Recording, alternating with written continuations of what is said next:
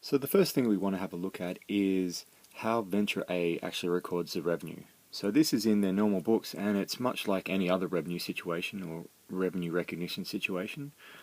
So we show debit, cash, credit, management fee revenue, or management fee, or however you want to call it, but some sort of revenue item.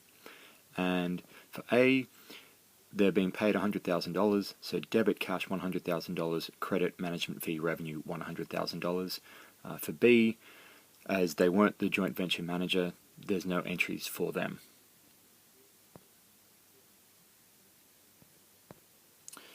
The next thing we want to do is have a look at how the venturers record the cost of production. Now this is really similar to how we've done this before. So we debit the cost of production and we credit the interest in joint venture. Now in this particular case, I've split up the full $500,000 into the management fee component and the other component. So when we look at it for A, now A has 60% of those amounts.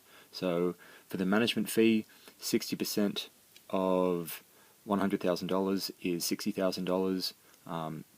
60% of the $500,000 full cost of production gives you $300,000.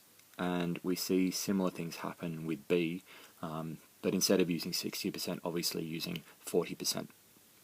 So the key thing just to keep an eye on in this is the management fee for A. So of the $300,000 that we've at this point debited cost of production for A in respect of its interest in joint venture, $60,000 relates to the management fee that they've paid.